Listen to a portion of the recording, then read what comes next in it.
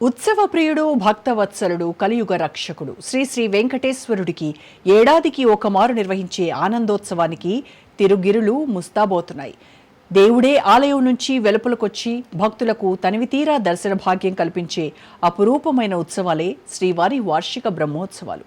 తిరుమలగిరి రాయుడికి బ్రహ్మ చేసిన ఘనోత్సవాలు. శ్రీవారి బ్రహ్మోత్సవాల అంతరార్థం ఏంటి? బ్రహ్మోత్సవంలో దాగి ఉన్న దైవ రహస్యం ఏమిటి? భక్తజన కోటికి తిరుమలలో ప్రతిరోజు బ్రహ్మోత్సవాలే అయినప్పుడు ఏటా ఉత్సవాల నిర్వహణ వెనుక ఉన్న విశిష్టత ఏంటి?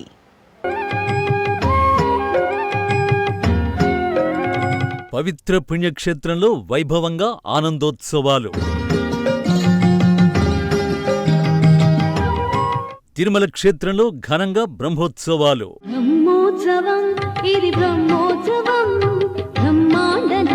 కలియుగ వైకుంఠంగా ఓ దివ్య క్షేత్రంగా, పవిత్ర పుణ్యక్షేత్రంగా యుగ యుగాల నుంచి భాసిల్లుతున్న క్షేత్రం తిరుమల. అందుకే ఈ క్షేత్రం ప్రపంచవ్యాప్తంగా ప్రసిద్ధి చెందింది. ఇంతటి పుణ్యస్థలంలో స్వయం వ్యక్తమై ఆవిర్భవించిన స్వామి శ్రీవెంకటేశ్వరుడు. శ్రీనివాసుడు, తిరుమలేశుడు, ఆపదముక్కులవాడు, సప్తగిరీశుడు, గోవిందుడు, ఇలా అనంతమైన పేర్లతో పిలిచే స్వామి భక్తుల పాలిట కల్పతరువు. పట్టినవారి చేత బంగారం, సేవ చేసిన వారి చేతిలో మాణిక్యం, భావించువారి పరబ్రహ్మ, పూజించేవారిని రక్షించే వజ్రాయుధం. అందుకే తిరుమలేశుని కోవిలే నిత్య కళ్యాణం పచ్చతోరణంగా నిలుస్తుంది. రోజుకు దాదాపు 70,000 మంది భక్తులు దర్శించుకునే పుణ్యక్షేత్రం ఏదైనా ఉంది అంటే అది తిరుమలే. సంవత్సరంలోని 365 రోజులు ఈ క్షేత్రంలో రద్దీ ఉంటూనే ఉంటుంది. దేశం నలుమూలల నుంచే కాదు, విదేశాల నుంచి కూడా భక్తులు శ్రీనివాసుని సందర్శన కోసం వేలాది కిలోమీటర్ల దూరం ప్రయాణించి వస్తూ ఉంటారు. గంటల తరబడి క్యూలైన్లలో నిలుచుని అరవింద దళాక్షుణ్ణి ఆర్తి తీరా దర్శించుకుంటారు. సాధారణ భక్తులే కాదు, సంపన్నులు, ప్రముఖులు, పారిశ్రామికవేత్తలు, రాజకీయవేత్తలు క్యూలు కట్టే క్షేత్రం ఏది అంటే అది తిరుమలే. అందుకే తిరుమలగిరులు ఎప్పుడూ జనసంద్రమే. శ్రీవారి దర్శనానికి వచ్చేవారు వస్తుంటే, వెళ్లేవారు వెళుతుంటారు. సాధారణ భక్తులు సర్వదర్శనంతో సంతృప్తి చెందితే, కొందరు భక్తులు శ్రీవారి సుప్రభాత సేవలో పాల్గొంటారు. మరికొందరు కళ్యాణోత్సవంలో పాల్గొంటారు. సహస్ర కలశాభిషేకం, తోమాల, అర్చనం, అభిషేకం మొదలైన సేవల్లో పాల్గొని మొక్కులు చెల్లించుకుంటారు. ఒక్కొక్క సేవలోనూ ఒక్కో దివ్యానుభూతి పొందడం జరుగుతుంది. అందుకే వచ్చిన వారే మళ్లీ మళ్లీ వస్తారు. చూసిన కనులే మళ్లీ మళ్లీ ఆ దేవదేవుణ్ణి దర్శించుకుంటాయి. స్వామి దివ్యమంగళ విగ్రహాన్ని ఎన్నిసార్లు దర్శించినా తనివి తీరదు. ప్రపంచంలోనే పేరొందిన పుణ్యక్షేత్రంగా విరాజిల్లుతున్న తిరుమలకు యుగయుగాల చరిత్ర ఉంది. శ్రీవైకుంఠాన్ని వదిలి భక్తులను అనుగ్రహించడానికి భూలోకం వచ్చిన సాక్షాత్తు శ్రీ మహావిష్ణువే శ్రీవెంకటేశ్వరుడు. భూభారాన్ని వహించడానికి వరాహస్వామి రూపుదాల్చిన శ్రీ మహావిష్ణువు ఈ క్షేత్రంపైనే సేద తీరారు. లక్ష్మీదేవితో కలహించి వెంకటాద్రికి చేరడం, ఆకాశరాజు కుమార్తె పద్మావతీదేవిని పెళ్లాడడం, తిరుమల శిఖరానికి చేరుకుని శిలారూపంగా మారినట్లు పురాణాలు చెబుతున్నాయి. కలియుగ ఆరంభం నుంచి అర్చామూర్తిగా భక్తుల చేత పూజలందుకుంటున్నాడు. అందుకే తిరుమల కలియుగ వైకుంఠంగా జగత్ప్రసిద్ధమైంది. స్వయం వ్యక్తమై వెలసిన శ్రీవెంకటేశ్వర స్వామివారికి అనాదిగా వైఖానసాగమ ప్రకారం పూజా నివేదనలు జరుగుతున్నాయి. శ్రీవెంకటేశ్వరుడు ఇక్కడ ధ్రువమూర్తిగా, కౌతుకమూర్తి, స్నపనమూర్తి, కొలువుమూర్తి, ఉత్సవమూర్తులుగా 5 రూపాల్లో భక్తుల చేత పూజలందుకుంటున్నాడు. ఊరేగింపులు, సేవలు, వేడుకలు చేయించుకుంటూ కలవు వెంకటనాయకః భక్తుల హృదయాల్లో కొలువు తీరాడు తిరుమలేశుడు. వేదకాలం నుంచి తిరుమల పవిత్ర పుణ్యధామంగా భాసిల్లుతోంది. స్వామి పుష్కరిణితో పాటు ఆకాశగంగా, పాపనాశనం, ఇంకా అనేకానేక తీర్థాలు తిరుమలగిరులను పునీతం చేస్తున్నాయి. యుగాలు మారుతున్నా తిరుమల ప్రాశస్త్యం, ఏడుకొండలవాడి వైభవం ఇంతింతై వటుడింతై అన్న చందాన పెరుగుతుందే కాని తరగటం లేదు. అందుకు నిదర్శనమే నానాటికి పెరుగుతున్న భక్తుల రద్దీ. ఇంతటి మహిమాన్విత క్షేత్రంలో ప్రతిరోజు పండగే, ప్రతిరోజు ఉత్సవమే.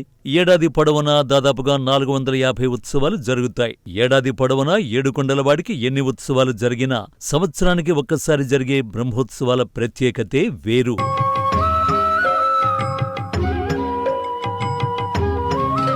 9 రోజుల పాటు అంగరంగ వైభవంగా జరిగే ఈ ఉత్సవాలను తిలకించాలని, వివిధ వాహనాలపై ఊరేగే స్వామిని దర్శించాలని భక్తకోటి ఉవ్విళ్లూరుతుంది. స్వామికి బ్రహ్మ నిర్వహించిన ఉత్సవాలు కనుక బ్రహ్మోత్సవాలని, వైభవంగా జరిగే వేడుకలు కావున బ్రహ్మోత్సవాలని పేరొందినట్లు పురాణాలు చెబుతున్నాయి.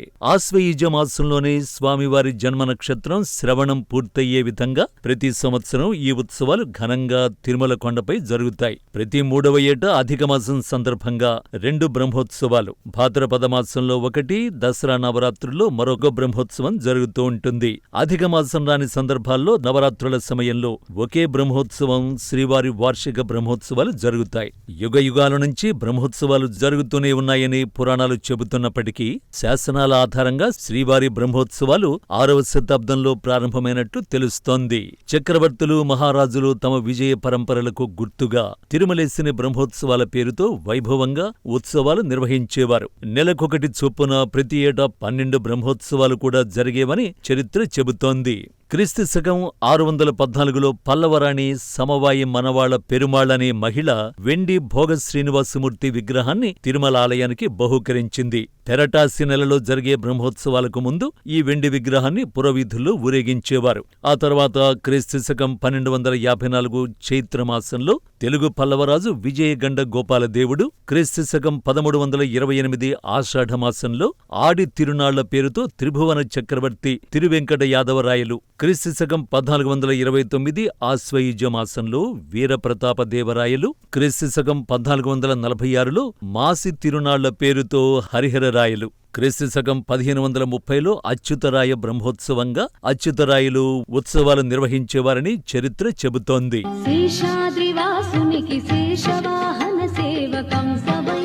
క్రీస్తు శకం 10వ శతాబ్దంలో తిరుమలలో 11 రోజుల పాటు బ్రహ్మోత్సవాలు జరిగేవి.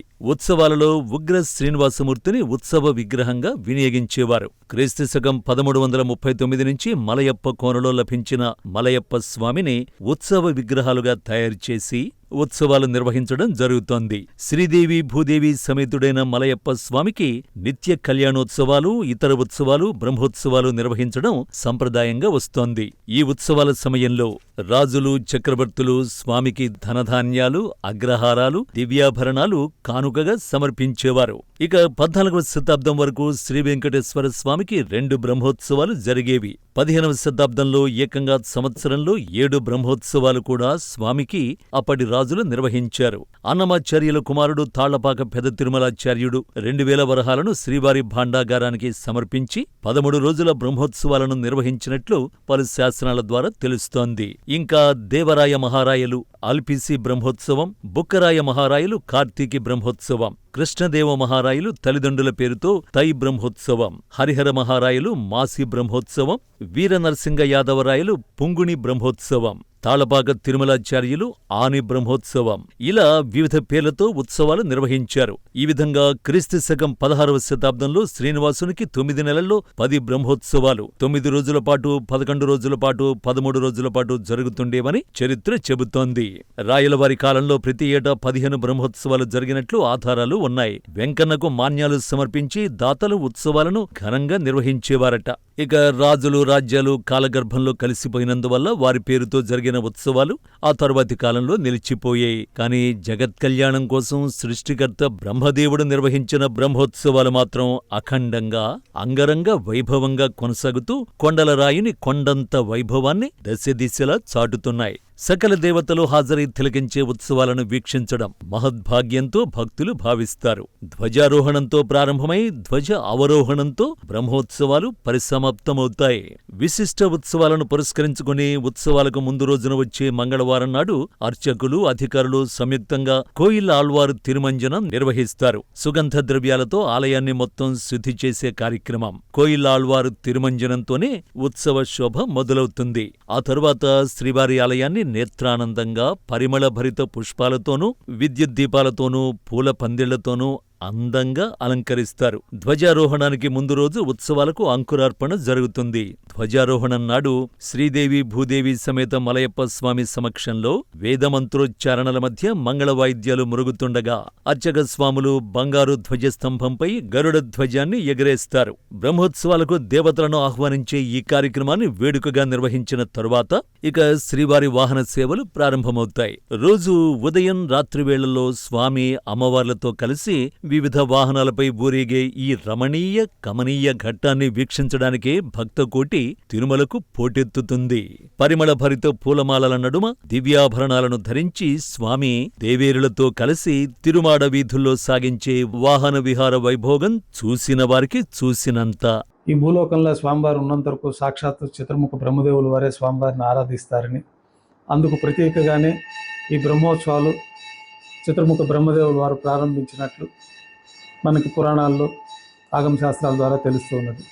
మనకు ప్రతిరోజు ఏకాంత సేవలో కూడా చతుర్ముఖ బ్రహ్మదేవుల వారే వచ్చి స్వామివారికి ఆరాధన చేస్తారని, అందుకోసం బ్రహ్మతీర్థంగా కూడా మనం ఉంచడం జరుగుతుంది. ఈ యొక్క సాంప్రదాయాన్ని అనుసరించి నేటికి బ్రహ్మోత్సవాల్లో ప్రతి వాహనం ముందు బ్రహ్మరథంలో నిరాకారంగా బ్రహ్మదేవుల వారు ఈ ఉత్సవాలను పర్యవేక్షిస్తూ ఉంటారు. పెద్ద శేషవాహనం, చిన్న శేషవాహనం, హంసవాహనం, సింహవాహనం, ముత్యపు పందిరి వాహనం, కల్పవృక్ష వాహనం, సర్వభూపాల వాహనం, గరుడ వాహనం, హనుమంత వాహనం, గజవాహనం, సూర్యప్రభ వాహనం, చంద్రప్రభ వాహనం, అశ్వవాహనాలపై 9 నాళ్లు ఊరేగి భక్తులకు కనువిందు కలిగిస్తాడు ఆ కోనేటి రాయుడు. మోహిని అవతారంలో మురిపించి ధగధగలాడే స్వర్ణరథంపై అనుగ్రహ కాంతులు వెదజల్లుతూ చెక్కరథంపై భక్తులను కటాక్షిస్తూ స్వామి మాడవీధుల్లో ఊరేగి అభయప్రదానం చేస్తారు. ఇక బ్రహ్మోత్సవాల్లో గరుడోత్సవానికున్న ప్రాముఖ్యత అంతా ఇంత కాదు. స్వామి వాహనం గరుత్మంతుడు. ఉత్సవాల్లో 5వ రోజు రాత్రి జరిగే గరుడోత్సవాన్ని పురస్కరించుకొని సప్తగిరులు భక్తగిరులుగా మారిపోతాయి. గోవిందనామ స్మరణలతో 7 కొండలు మారుమోగిపోతాయి. కొండంత దేవుణ్ణి దర్శించుకునేందుకు లక్షలాదిగా భక్తులు తిరుమలకు పోటెత్తుతారు. రోజుకొక్క వాహనంతో, రోజుకొక్క అలంకరణతో శ్రీవారి వాహన సేవలు ఆద్యంతం ఆనందమయంగా సాగుతాయి. ఇక ఉత్సవాలకు ముగింపుగా శ్రీవారి పుష్కరిణిలో జరిగే చక్రస్నాన కార్యక్రమము వేడుకగా జరుగుతుంది. భక్తులు కూడా పుష్కరిణిలో పుణ్యస్నానాలు ఆచరించి దేవదేవుణ్ణి దర్శించుకుంటారు. ఇక 9వ రోజు రాత్రి జరిగే ధ్వజ అవరోహణంతో ఉత్సవాలు పరిసమాప్తమవుతాయి. కలియుగ వైకుంఠాన 9 రోజుల ఉత్సవాలను కళ్ళారా తిలకించి తరించి ఆ దేవుని దివ్యమంగళ స్వరూపాన్ని మదిలో భద్రంగా దాచుకొని పునర్దర్శనాన్ని కోరుతూ భక్తులు తిరుమల యాత్రను ముగిస్తారు. బ్రహ్మోత్సవం ఇది బ్రహ్మోత్సవం.